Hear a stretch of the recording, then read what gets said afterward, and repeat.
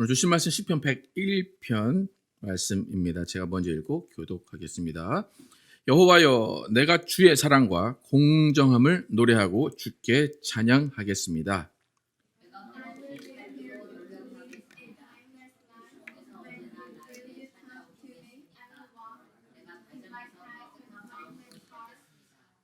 더러운 것을 내 눈앞에 두지 않겠습니다. 내가 하나님을 저버린 사람들의 소행을 미워하고 그들을 상대하지 않겠습니다. 몰래 자기 이웃을 헐뜯는 자를 내가 용서하지 않을 것이며 거만하고 교만한 자를 그냥 두지 않으리라.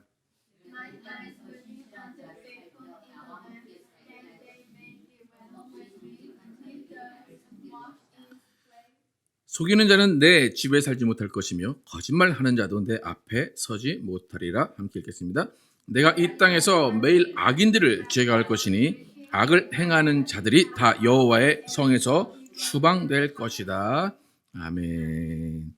비난하지도 받지도 않는 크리스찬이란 제목으로 은혜를 나누겠습니다. 오늘 읽은 성경은 현대인의 성경으로 읽었는데 오늘 시편 100편은 이제 원래는 100편 해야 됩니다. 지난주에 99편 했기 때문에 100편 해야 되는데 100편은 그 앞의 내용과 비슷하고 짧아서 그냥 101편으로 넘어왔습니다.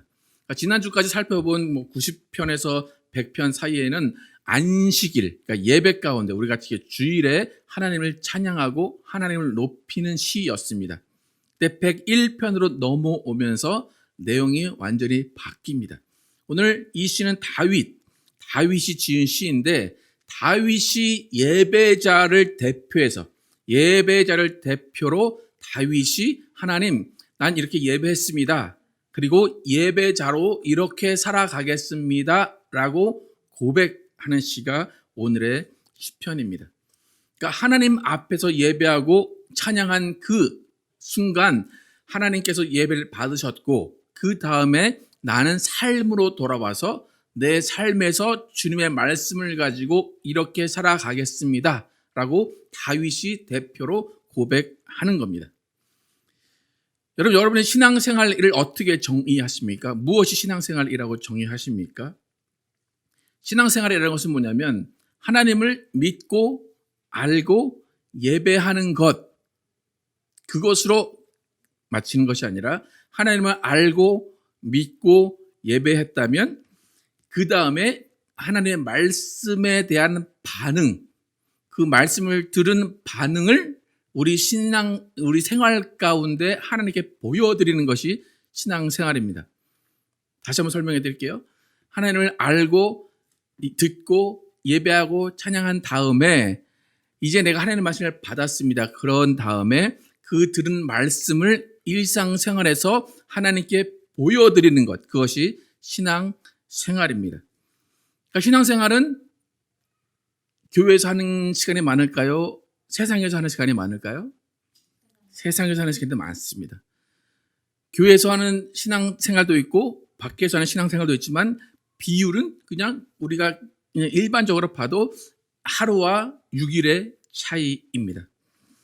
그러니까 하나님을 믿고 알았다라는 신앙의 정보나 지식이 중요한 것이 아니라 하나님을 알고 믿게 된 다음에 내 생활 방식이 바뀌는 것, 그것이 신앙생활에서 중요한 것입니다. 그래서 어떻게 변화되느냐, 어떻게 살아가느냐가 신앙생활의 핵심입니다. 그러니까 우리가 시편 100편까지 쫙 읽어왔어요. 그 다음에 하나님을 찬양해요. 하나님 이런 분이십니다. 이해했어요. 그런 다음에 거기서 끝나면 안 되고 101편으로 넘어와야 돼요. 101편으로 넘어와서 내가 이렇게 살겠습니다. 하나님 내가 이렇게 변화되겠습니다. 라고 고백하는 것이 신앙생활입니다. 여러분 기도 많이 하는 것도 중요해요. 근데 기도 많이 하는 것보다 더 중요한 건 뭐예요? 기도한 대로 살아야 돼요. 말씀 많이 읽는 것도 좋아요. 근데 말씀 읽는 것 좋은데 그 다음에 반드시 따라와야 되는 건 뭐예요? 말씀대로 행하는 것입니다. 이 시대 모든 크리스찬들, 모든 교회들이 하나님을 배우는 것이 열심입니다. 하나님을 찬양합니다. 하나님을 높이고 또 기도도 많이 합니다. 또 선교도 너무 잘 합니다. 너무 훌륭해서 특히 한국교회는 어느 누구도 따라갈 수 없을 만큼 그렇게 열심을 내서 하나님을 찬양하고 예배하고 배우고 알아갑니다. 그런데 그렇게 잘 하는데 분명한 것은 뭐냐면 단 하나의 맹점이 있다는 겁니다. 맹점이란 건 뭐냐면 모두 잘하다가 한 가지 부족한 거예요.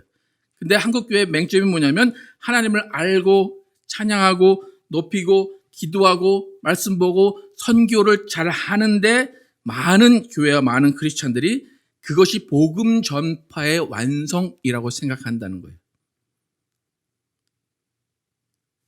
말씀을 배우고 하나님을 알아요. 기도도 열심히 하고 예배도 잘 참석하고 선교도 잘해요. 그럼 복음의 완성이 됐죠, 그죠? 더 이상 뭐 필요할 게 없을 것 같죠?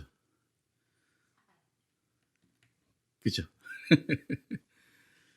그러니까 한국교회 맹점 뭐냐면 열심히 모여서 막 예배하고 다 하고 선교 다 해요. 그리고 와, 다 했다 라고 자부한다는 거예요. 근데 중요한 한 가지가 빠졌어요. 그 중요한 한 가지를 옵션이라고 생각하는 게 가장 큰 문제입니다. 열심히 선교해서 돈 다 사용해서 하나님께 영광 돌렸어요. 모두 모여서 영광스럽게 하나님을 찬양해요. 말씀도 많이 읽어서 하나님을 너무 잘 알아요. 아, 나는 준비됐고 난 복음 전파를 다 했어. 교회는 이 사명을 다 했어 라고 하는데 세상에서 잘못 살게 되면 그 열심히 한 모든 것들이 그냥 한순간에 물거품이 되는 겁니다. 예를 들어서 우리 삶에서 하루 종일 아무 일도 안 해요. 아무 일도 안 하고 나는 일어나서 기도만 하고 성경만 보고 찬양만 하면 좋겠어요. 그죠? 여러분 그렇게 살아보셨습니까? 한번 살아보시면 너무 깨끗해져요. 내가 너무 맑아져요. 근데 밖에 나가서 누가 나한테 시비 걸어요. 그러면 그게 어떻게 돼요? 한순간에 무너져 버려요. 그러니까 내가 말씀 보고 기도하고 그게 중요한 것이 아니라 밖에 생활하면서 그것을 어떻게 견디고 이겨내고 실천하느냐가 더 중요하다는 겁니다. 그럼 베드로가 예수님과 함께 어느 산에 올라갔어요. 근데 그 산에 올라갔더니 예수님이 얼굴이 변화돼서 해같이 밝아졌어요.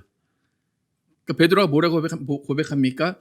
예수님, 내가 초막셋을 지어서 그 초막셋을 짓고 여기서 살겠습니다. 거기 살 수 있을까요? 거기 살면 너무 좋겠죠, 그죠? 여러분 기도원 올라가 보셨죠, 그죠? 기도 올라가면 내 잡념을 다 거기다 쏟아놓고 아무 생각 없고 아무 걱정 없이 다 해결된 것 같아요. 근데 내려보면 뭐가 있어요? 그대로 문제가 있고 내려보면 생활이 남아 있습니다. 근데 베드로가 그렇게 변화산상에서 그렇게 나는 여기 초막셋을 짓고 살고 싶습니다 라고 했는데 예수님은 그것을 허락하지 않으셨어요. 그리고 내려오면서 제자들에게 내가 변화된 것을 증거하지 말라 그래요.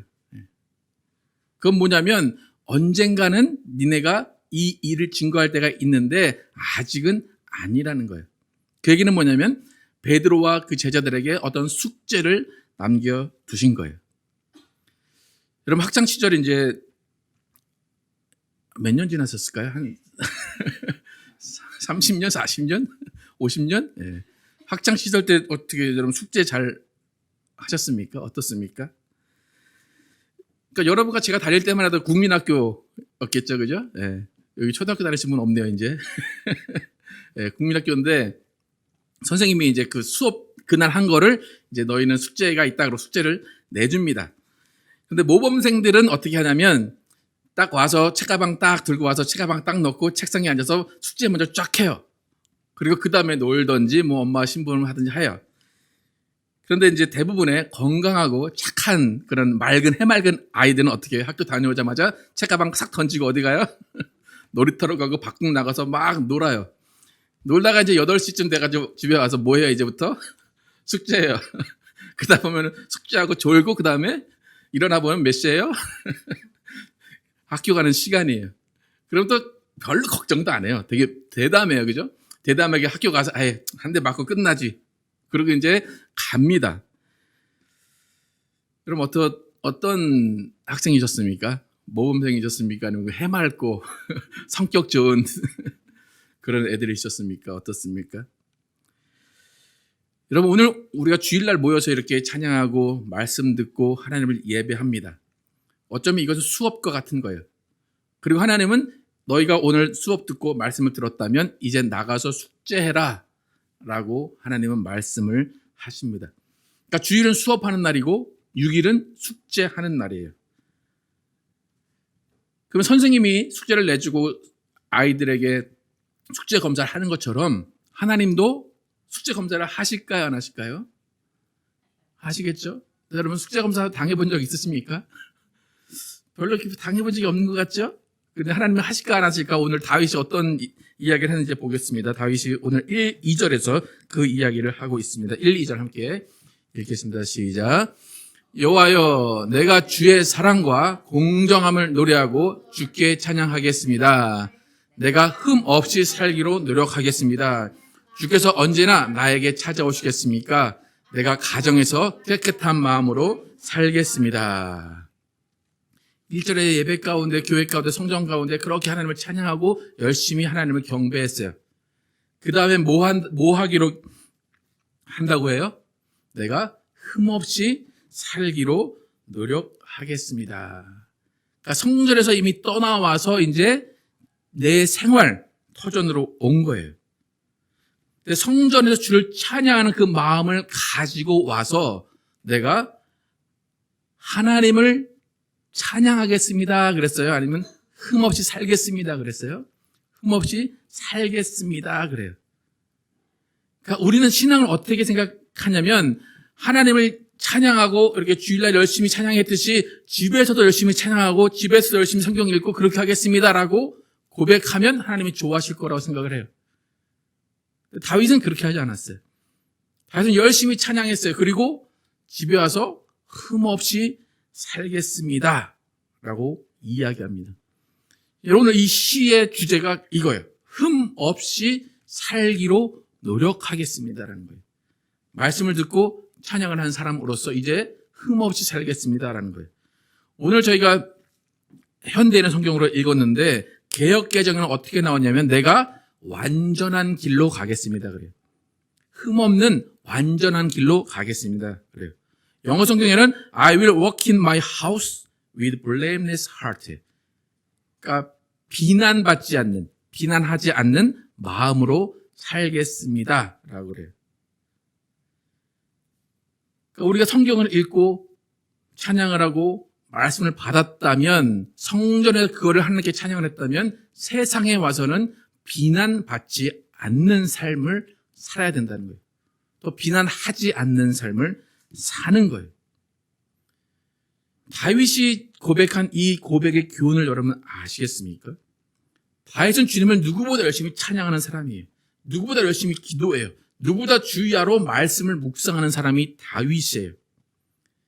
그리고 다윗이 고백이 하나님, 내가 집에서도 말씀 많이 읽고 집에서도 기도하고 집에서도 그렇게 영광스럽게 하나님을 찬양하겠습니다가 아니라 집에 와서는 흠없이 살겠습니다 그래요.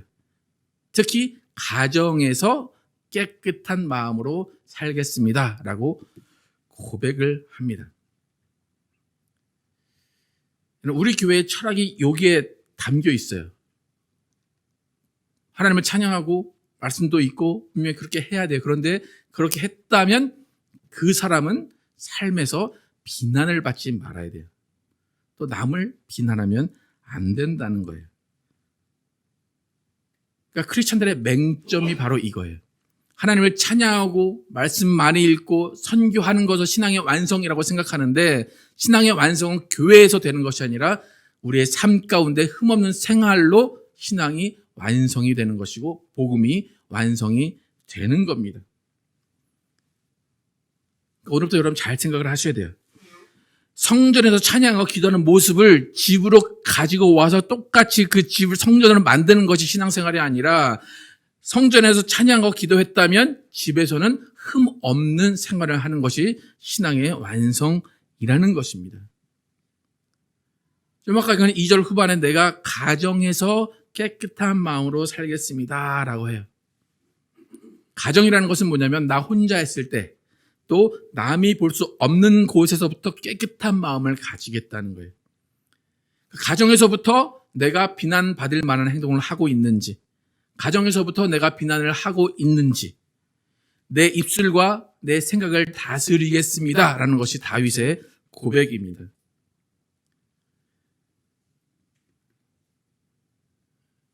여러분, 과연 집에서 그렇게 충만히 기도하고 충만히 말씀을 본 다음에 여러분은 비난받지 않는 삶을 살고 계신지 돌아보시기 바랍니다. 어떤 집사님이 말씀 보고 기도 막 해가지고 그 다음에 열심히 증거한다고 하는데 전화 들더니 무슨 얘기를 하게 될까요? 이 집사 저 집사 얘기를 하고, 특별히 이 교회는 왜 이래, 저 교회는 왜 이래, 또 목사는 왜 그런 옷을 입었어, 왜 저 그런 예.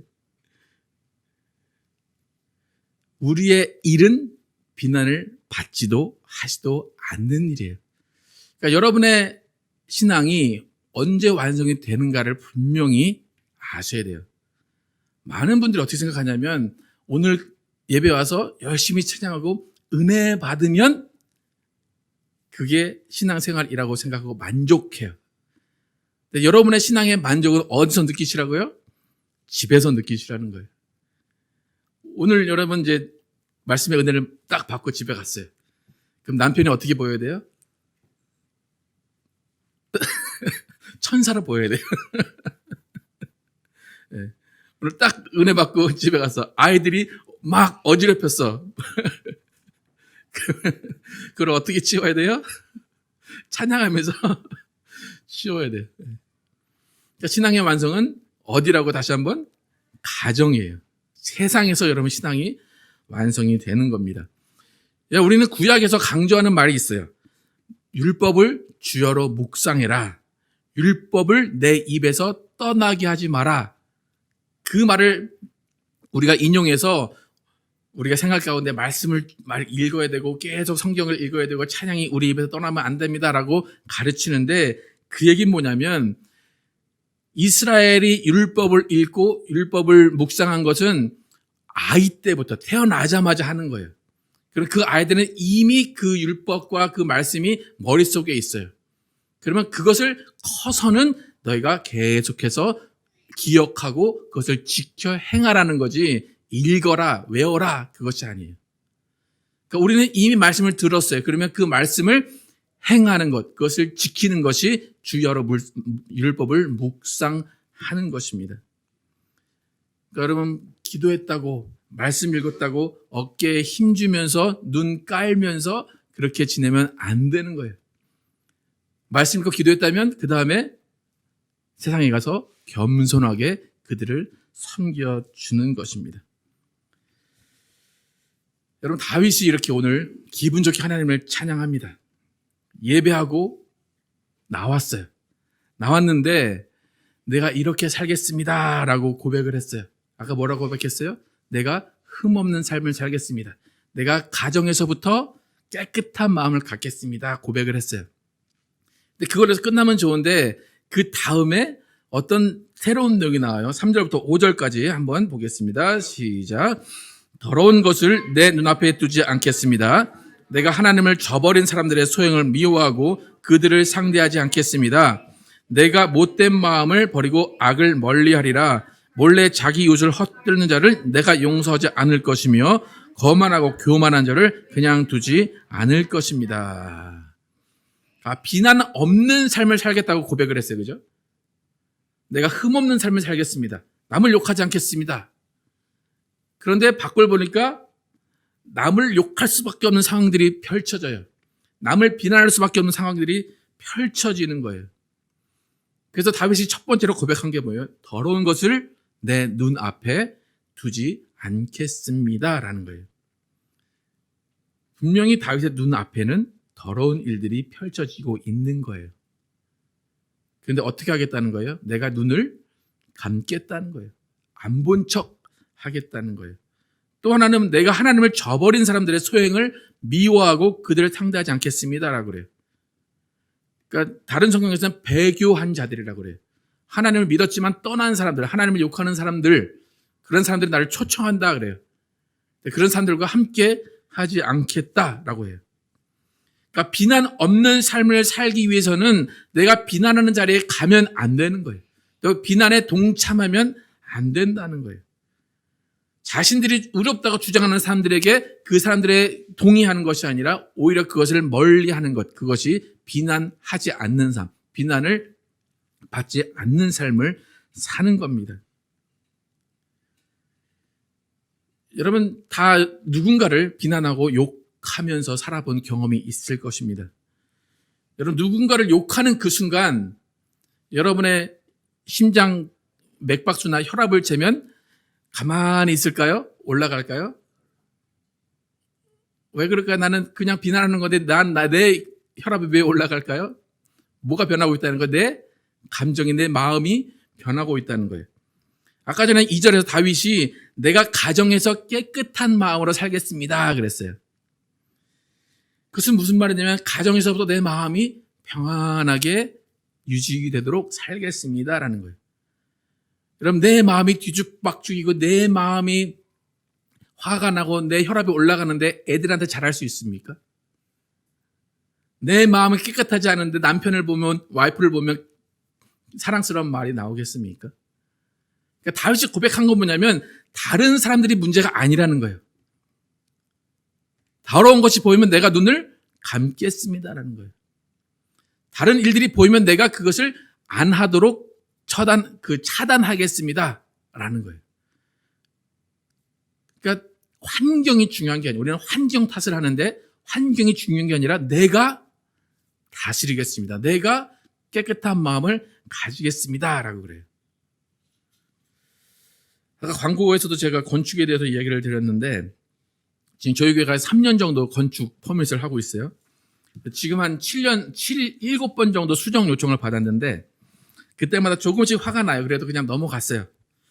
건축업자들하고 상의를 해봐도 그거 따지지 말라고. 걔네 따지면 나중에 퍼밋은 주는데 또 인스펙션 할 때 인스펙션에서 요만한 인치로 따진다고 그냥 따지지 말라고 그래요.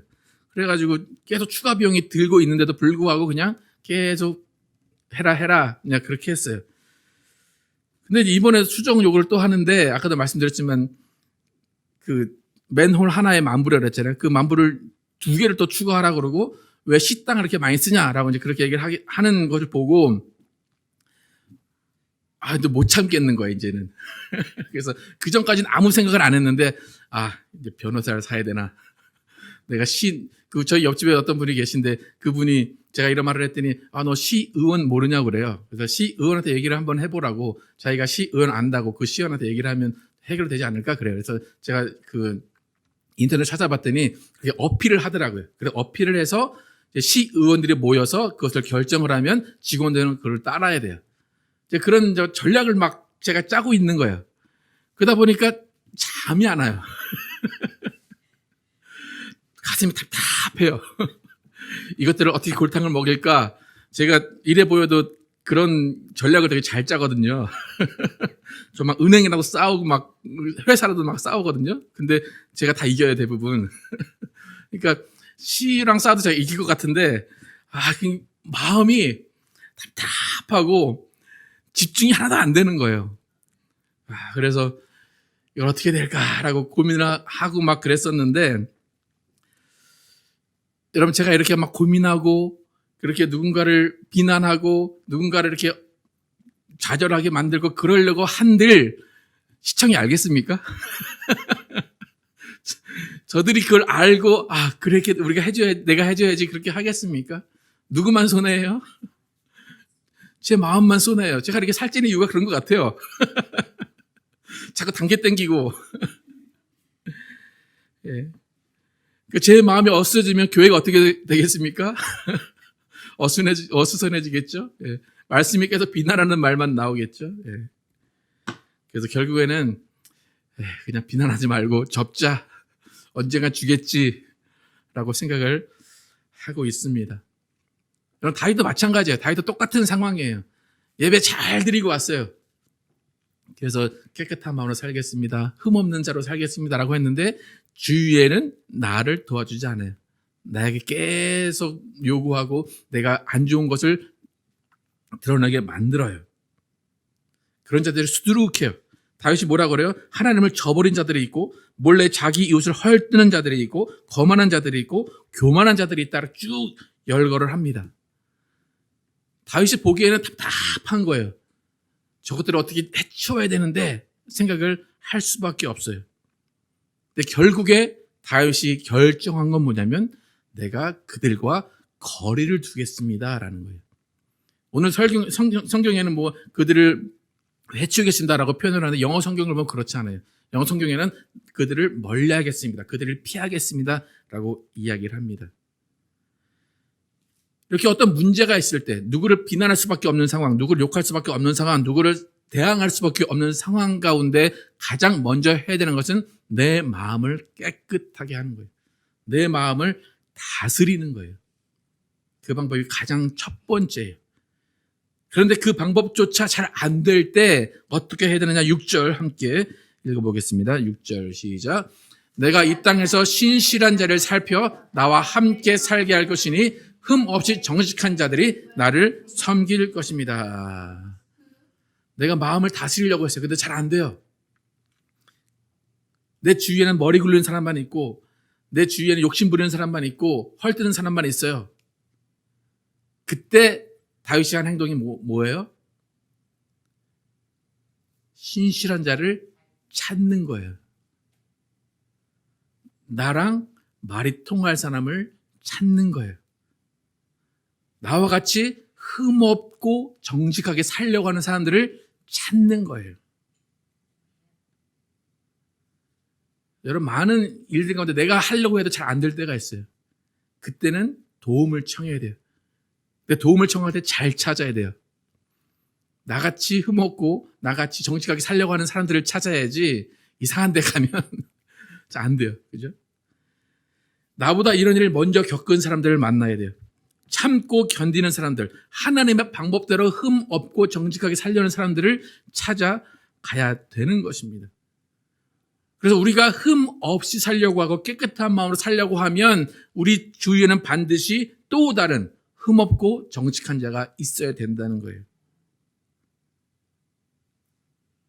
제가 흠 없이 살고 정직하게 살려고 필요할 때 저는 누구를 찾아야 될까요? 가장 가까운? 그렇군요. 네, 그래요. 네. 제가 말하는 거는 여러분을 찾는다는 거예요. 무슨 말인지 아시겠습니까? 예. 그러니까 여러분의 와이프, 남편 다 흠없고 정직한 사람이 돼야 되고 여러분도 흠없고 정직한 사람들이 돼야 돼요. 제가 만약에 이렇게 시에서 이렇게 해요. 막 그러면 제가 상담을 하면 어떤 분이 그래요? 변호사 사줄까요? 그렇게 하면 돼요? 안 돼요? 어이 참으세요. 어이 참으세요. 그러니까 기름을 붓면 안 되고 거기서 이렇게 참게 해주는 사람들을 만나야 되는 것입니다. 그것이 한 가족이고 공동체가 되는 거예요. 그러니까 나 혼자 하는 방식으로 욕심을 내고 살려고 하는데 그것을 눌러주는 사람들이 있어야 되고 그것을 깨우치게 해주는 사람들이 있어야 돼요. 그래서 우리는 말씀 가운데 그것을 행하려고 하는 내가 필요하고 또 말씀대로 행하려고 하는 다른 주위의 사람들이 필요한 겁니다. 그래서 교회가 그런 공동체가 돼야 돼요. 교회가 하나님을 찬양하고 그 기능만 하는 것이 아니라 정직하게 살고 흠없이 살고 깨끗한 마음으로 살도록 도와주는 것이 교회가 돼야 됩니다. 그래서 다윗은 이런 공동체를 만들고 싶은 거예요. 그런 노력을 계속 하고 싶은 거예요. 7절과 8절 함께 읽어보겠습니다. 시작. 속이는 자는 내 집에 살지 못할 것이며 거짓말하는 자도 내 앞에 서지 못하리라. 내가 이 땅에서 매일 악인들을 제거할 것이니 악을 행하는 자들이 다 여호와의 성에서 추방될 것이다. 이것은 다윗의 고백이자 하나님의 선포입니다. 다윗이 쫓아내지 않아도 하나님이 정리하실 거예요. 그러니까 교회에는 어떤 사람들이 모여야 되는 거예요? 깨끗하게 살려고 하고 흠없이 살려고 하고 정직한 자들이 모여야 되는 거예요. 열심히 일하고 열심히 찬양하고 열심히 말씀 보는 사람 있어야 되지만 그 사람도 정직하고 흠없고 깨끗하게 살아야 된다는 것입니다. 여러분 하이츠 교회에 목적과 목표는 단 한 가지입니다. 나 자신이 비난을 받지 않는 삶을 사는 거예요. 또 나 자신도 남을 비난하지 않는 삶을 사는 것, 그것이 하이치교의 목표고 목적입니다. 우리는 하나님을 찬양하고 기도하고 열심히 선교하는 그것만이 목적이 되어서는 안 된다는 거예요. 그것은 절대로 완성이 아니에요. 그것으로 만족하지 마시기를 축복합니다. 우리의 신앙생활의 만족은 교회가 아니라 우리 가정에서 이루어지는 겁니다. 여러분, 나는 내가 한 행동을 모를 수 있어요. 내가 한 말을 모를 수 있어요. 그럴 때 다수의 많은 사람들이 나를 평가를 합니다. 여러분 생활 가운데 지내다 보니까 자꾸 사람들이 나를 떠나. 나의 관계 가운데 자꾸 다툼이 생겨. 그러면 누구의 잘못일 것 같습니까? 나를 떠나는 저놈들의 잘못일 것 같죠, 그죠? 야, 나 아무 말도 안 했는데, 내가 다 옳은 말만 했는데, 난 틀린 말을 안 하는데, 왜 저들은 그걸 못 받아들일까? 그럴 때 다윗처럼 누구의 잘못을 생각하라고요? 내 잘못을 생각하라는 거예요. 흠 없는 자가 돼야 되겠다라고 생각을 하는 겁니다. 내가 너무 성령 충만해요. 내가 성령 충만하고 너무 말씀에 충만해서 내가 가는 곳마다 나를 다 부담스러워해.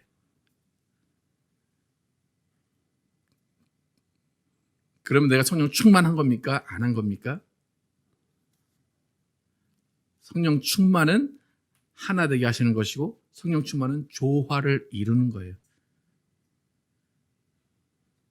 여러분, 내가 흠 없는 자가 되기 위해서 나도 남의 흠을 잡지 않아야 되고 내가 깨끗한 마음으로 살아가야 됩니다. 여러분, 다윗이 가장 먼저 한 행동, 나를 돌아본 것입니다. 흠 없이 살려고 노력한 것입니다. 가정에서부터 깨끗한 마음을 가지려고 했습니다. 더럽고 악한 것을 멀리하고 자신을 구별하려고 시작했습니다. 과연 우리는 나를 돌아보는 것이 먼저였는지 아니면 남을 비난하는 것이 먼저였는지를 돌아보기를 축복합니다. 우리 모두는 하나님을 경배하고 찬양하는 사람으로서 비난도 받지 말아야 하고 비난도 하지 말아야 한다는 것을 기억하시고 나를 돌아보며 우리 모두가 흠 없고 정직하고 깨끗한 마음으로 살아가시는 여러분과 제가 되기를 예수의 이름으로 축복합니다.